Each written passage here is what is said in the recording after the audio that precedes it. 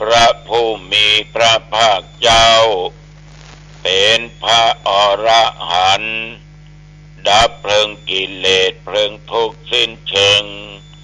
ตรัสรู้ชอบได้โดยพระองค์เองพุทธังภวันตังอภิวาเทมิข้าพเจ้าอภิวาทพระผู้มีพระภาคเจ้าผู้รู้ผู้ตื่นผู้เบิกบานกราบพระพุทธสวากขาโตภควตาธัมโมพระธรรมเป็นธรรมที่พระผู้มีพระภาคเจ้าตรัสไว้ดีแล้วธัมมังนัมสสามิข้าพเจ้านมัสการพระธรรมกราบพระธรรมสุปฏิปันโนภควโตสาวกสังโฆพระสงฆ์สาวกของพระผู้มีพระภาคเจ้า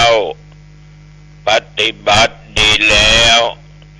สังฆังนามามิข้าพเจ้านอบน้อมพระสงฆ์กราบพระสงฆ์นะโมตัสสะภะคะวะโตขอน้อมน้อมแด่พระผู้มีพระภาคเจ้าพระองค์นั้นอรหะโตซึ่งเป็นผู้ไกลจากกิเลสสัมมาสัมพุทธัสสะตรัสรู้ชอบได้โดยพระองค์เองนะโมตัสสะภะคะวะโตขอน้อมน้อมแด่พระผู้มีพระภาคเจ้าพระองค์นั้นอรหะโตซึ่งเป็นผู้ไกลจากกิเลสสัมมาสัมพุทธัสสะตรัสรู้ชอบได้โดยพระองค์เองนะโมตัสสะภะคะวะโตขอน้อมน้อมแด่พระผู้มีพระภาคเจ้าพระองค์นั้นอรหะโตซึ่งเป็นผู้ไกลจากกิเลสสัมมาสัมพุทธัสสะตรัสรู้ชอบได้โดยพระองค์เองพุทธังสรณังคัจฉามิธัมมังสรณังคัจฉามิสังฆังสรณังคัจฉามิตุติยัมปิพุทธังสรณังคัจฉามิตุติยัมปิธัมมังสรณังคัจฉามิตุติยัมปิสังฆังสรณังคัจฉามิตติยัมปิพุทธังสรณังคัจฉามิตติยัมปิธัมมังสรณังคัจฉามิตติยัมปิสังฆังสรณังคัจฉามิยะโตหังภาเกเนอริยยะชาติยาชาโตนาปิชานามิสันจิจปานังชีวิตาโบโรเปตา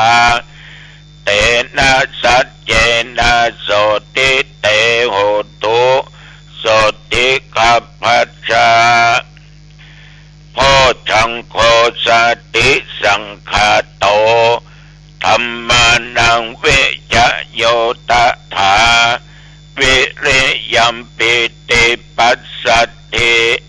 โพชังคาจะตถาปะเร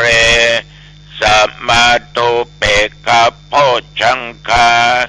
สัตเตเตสัพพทัสสินามุนินาสัมมาทัคขตาภาวิตาภาหุลิกตา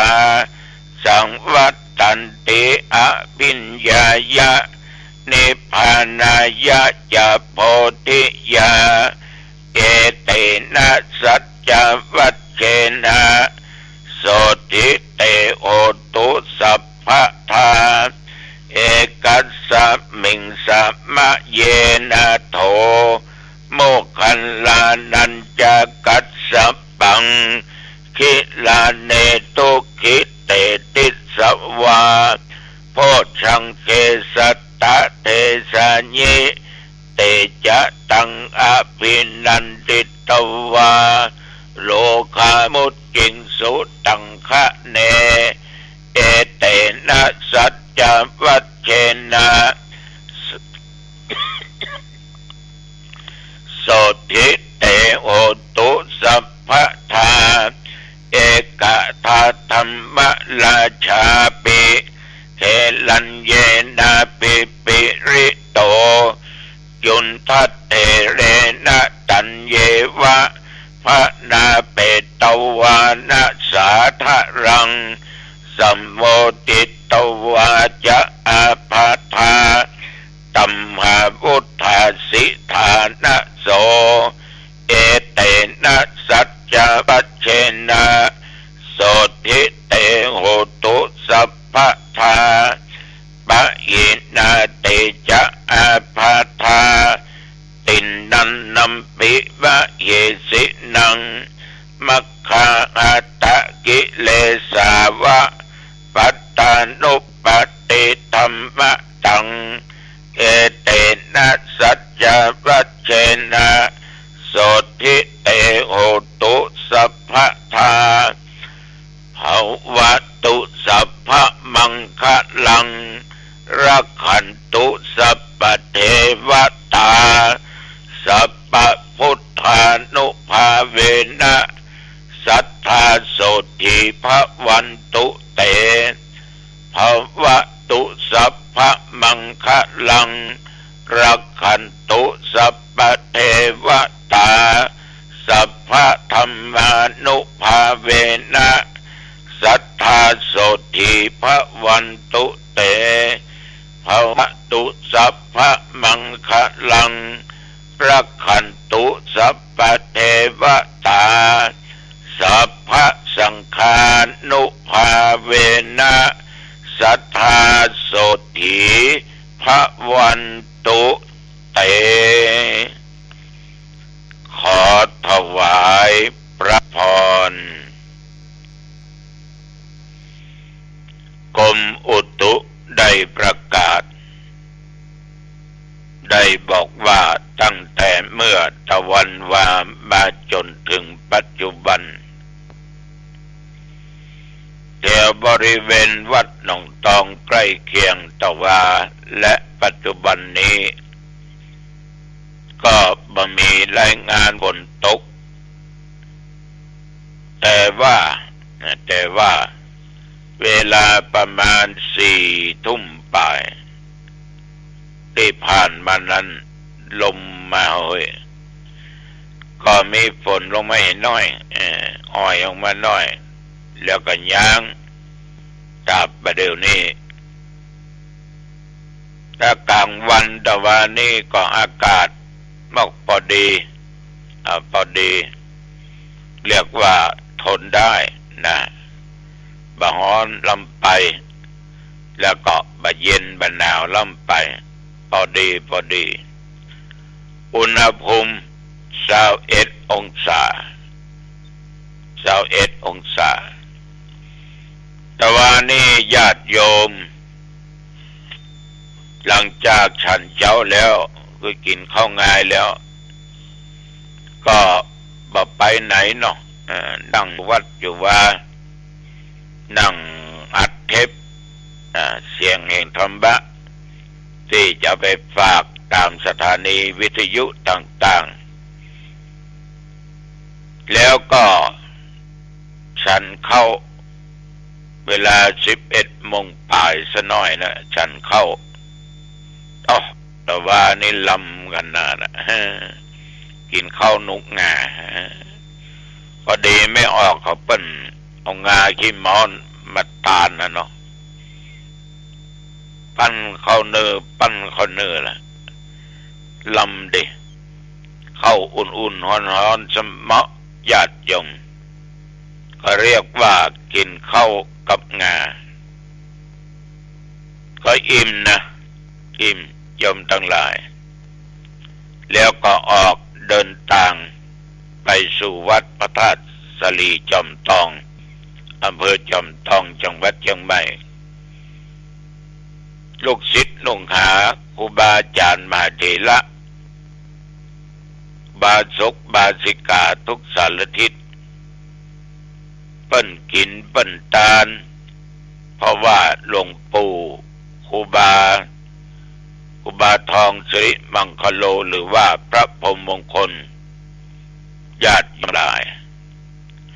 เป็นวันคล้ายวันมรณภาพของตัวท่านที่ได้ละสรีระร่างกายไปก็ได้4 ปีนะที่หลวงปู่ได้จากหมู่เฮาไปจากลูกศิษย์ลูกหาไปนะจากท่านที่เคารพนับถือไปวันที่12 ธันวาคมก็ทำบุญแต่วานี้ก็นิมนต์ตุเจ้า21 ตนท่านเจ้าพระเดชพระคุณหลวงพ่อพระพรหมเสนาบดีเจ้าหน้าภาค7 เทศแล้วก็เปิ้นก็กลับตอนบ่ายก็จะมีตุเจ้า21 ตนมีพระเดชพระคุณหลวงพ่อพระเทพปริยัติที่ปรึกษาเจ้าคณะภาค7เจ้าอาวาสพระอำหลวงวัด7 ยอดเป็นเขาเป็นประธานพร้อมหลวงพ่อจังหวัดรองจังหวัดอันตนทรงตนและหลวงพ่อจังหวัดละปูน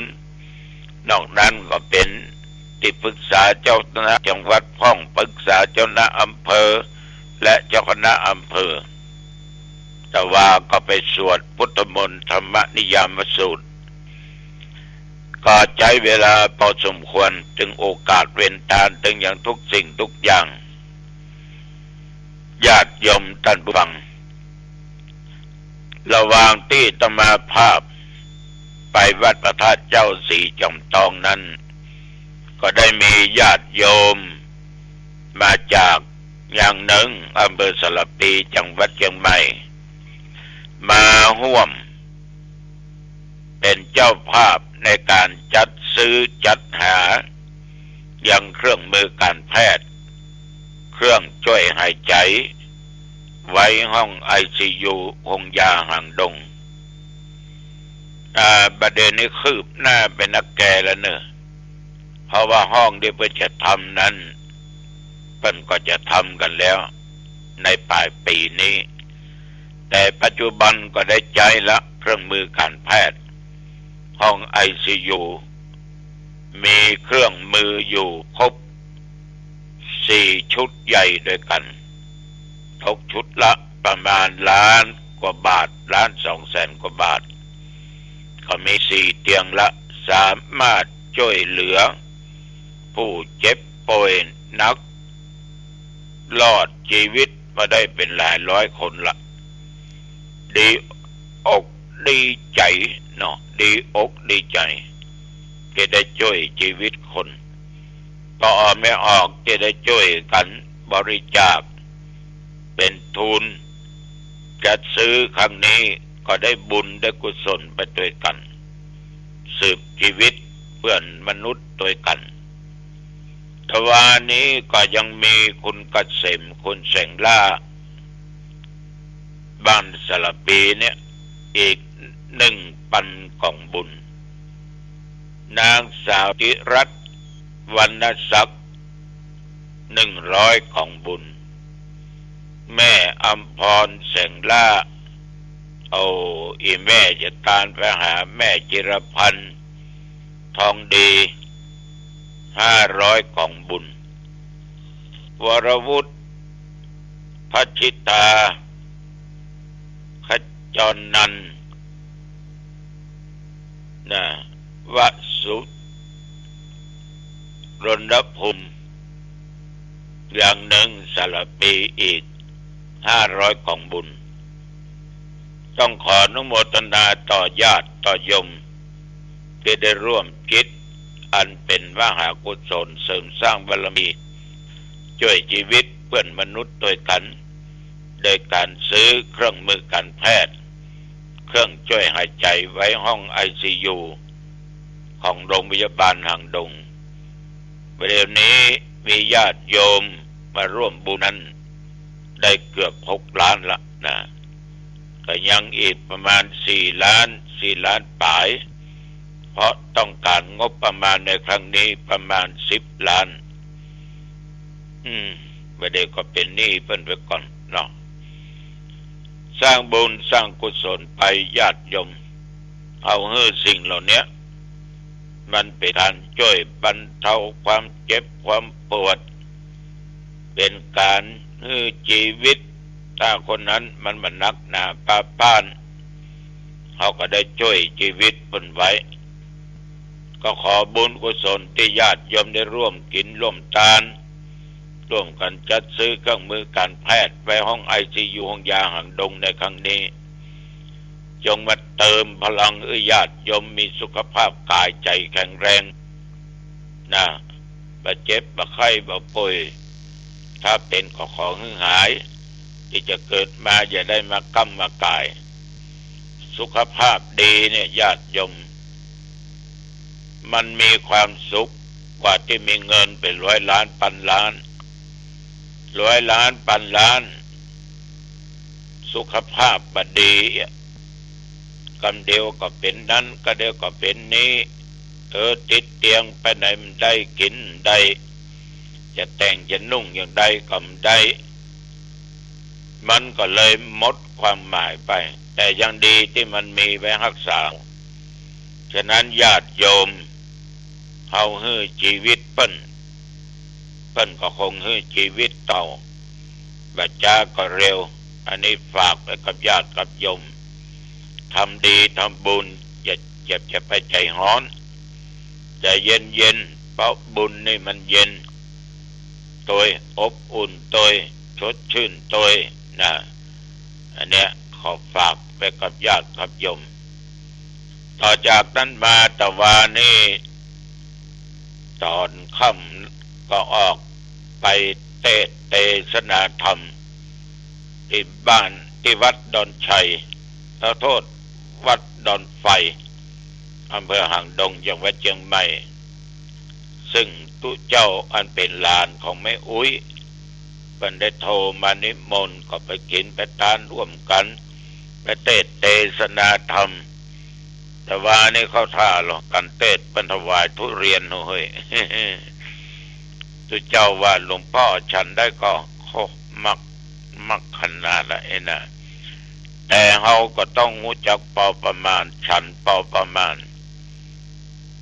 ต้องพอประมาณนะไม่ใช่ว่า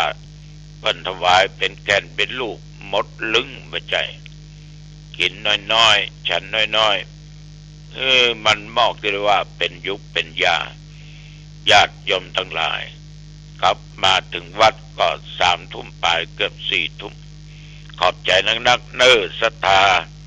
พ่อแม่พี่น้องบ้านดอนไฟและไปเหนือตกออกไกลๆที่ไปนั่งฟังตุเจ้าเทศขึ้นแล้วเรียกว่าสงบกายวาจาใจได้เยี่ยมมากอนุโมทนาเป็นอย่างมากศรัทธาสาธุชนญาติโยมจะไปลืมเนอะงานพระราชทานเพลิงศพของหลวงปู่ครูบาเจ้าอินตาอดีตเจ้าอาวาสวัดสลาอดีตเจ้าณตำบลน้ำแพร่อดีตที่ปรึกษาเจ้าณตำบลครูบาเพิ่นได้ตายไป4 ปีแล้วครูบาน้อยครูบาคำเนี่ยตลอดทุกเจ้าศรัทธาลูกศิษย์ลูกหาเพิ่นจะพระราชทานเพลิงศพหลวงปู่โดยจะอาราธนาสรีระขึ้นนอนบนนกหัสดีลิงบนปราสาทวันที่20เริ่มฟังเทศฟังสวดบอกว่ากลางวันกลางคืนมีตึงเทศตึงสวดวันที่21 22 23แล้ววันที่24เป็นวันพระราชทานเพลิงศพทุกสิ่งทุกอย่างเสร็จภายในวัดถึงเวลาก็จะลากไป ปราสาทนกหัสดิลิงไปที่สนามกีฬาเทศบาลน้ำแพร่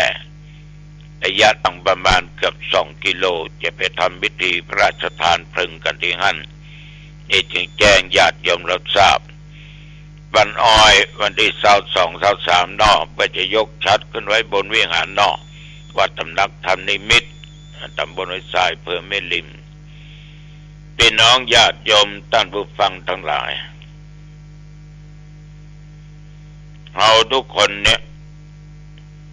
เดินทางไปหั่นไปนี่มักจะไปปะใส่คนนั้นคนนี้แบบว่าไม่ยิงแบบว่าพอใจจะมีอายุหรือว่าจะหนุ่มจะน้อยจะหนุ่มจะสาวอย่างใดก็ตามการได้พบได้ปะกันนั้นเป็นสิ่งที่ดีแต่ต้องมีสติบ่ควรไว้วางใจไปเตื้อแต่ไม่ใช่แอคท่านะไม่ใช่โอ้อวดไม่ใช่อวดเบ่งนะแต่ว่าใจความอ่อนน้อมบ่ควรไว้วางใจไปเพียงแต่ที่ได้พบได้หันกันคำเดียวแล้วก็ไปไว้ใจนิ่มได้เหมือนข่าวมีตลอดไว้ใจพาไปบ้านร้อนทรัพย์สินไปหมดไว้ใจเอาไปบ้านไปนอนโดยพักคืน2 คืนเอาเมียไปให้แซ่บถ้าเป็นแม่ยิงก็เอาผัวไปให้แซ่บเอาสตุ้งสตางค์เอาสร้อยเอาแหวนเอาอย่างไปไว้ใจบ่ได้เพิ่นถึงว่าจะไปไว้ใจตางจะไปวางใจคนมันจักจนใจเองคนเฮาเนี่ยบางเตื้อนะแต่งตัวงามขนาดปากก็ม่วนเนาะแต่งตัวก็งามปากก็ม่วนอุจาดีนอบน้อมอ่อนน้อม ดูแล้วน่าคบนะญาติโยมดูแล้วน่าคบน่าไว้วางใจเรียกว่างามก็ตั้งนอกแต่ภายในนั้นมันไม่สะอาดมันสกปรกมีความดีเนี่ยที่มันแสดงออกมาว่างามนั่นน่ะบังไว้แต่อย่างว่าถ้าเผลอเมื่อใดมันก็แสดงบทบาทเป็นโจรผู้ร้ายเมื่ออันฉะนั้นญาติโยมต้องระมัดระวังสิ่งเหล่านี้จะไว้ใจตางจะไปวางใจคนแล้วมันจักจนใจเอง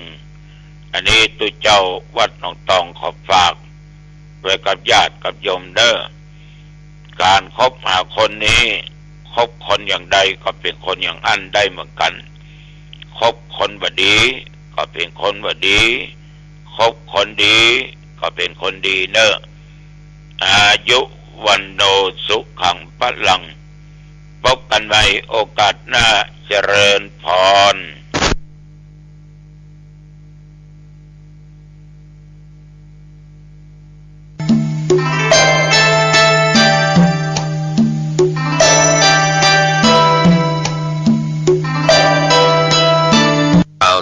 เพื่อการประชาสัมพันธ์กำหนดการงานมหากุศลผูกพัทสีมาปิดทองฝังลูกนิมิตถวายทานโรงอุโบสถและซุ้มประตูณวัดเจ็ดลินตำบลพระสิงห์อำเภอเมืองเชียงใหม่จังหวัดเชียงใหม่วันเสาร์ที่16ธันวาคม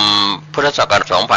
2566 7 นาฬิกาถวายภัตตาหารเช้าแด่พระภิกษุสามเณรศรัทธาประชาชนร่วมรับประทานอาหารเช้าพิธีบวงสรวงพระภูมิเจ้าที่แม่นางธรณีของวัดเจ็ดลินเทพเจ้าเราเทวดาตลอดถึงเสื้อวัดผู้มีอุปการะคุณ 9 นาฬิกาขั้นตอนซ้อมตัดหวายรูปนิมิต 11 นาฬิกาถวายภัตตาหารเพลแด่พระภิกษุสามเณรและศรัทธาประชาชนร่วมรับประทานอาหาร 13 นาฬิกาพระภิกษุสามเณรศรัทธาพี่น้องชาวพุทธคอยต้อนรับ เจ้าพระคุณสมเด็จพระมหาธีราจารย์เจ้าอาวาสวัดเชตุพนวิมลมังคลารามราชวรมหาวิหารกรรมการมหาเถรสมาคมประธานสงฆ์ในพิธีพี่น้องชาวพุทธทำบุญปิดทองลูกนิมิตตลอดการจัดงาน 17 นาฬิกาถึง 20 นาฬิกาพระสงฆ์เถราจารย์ทรงคุณขึ้นนั่งปรกอธิ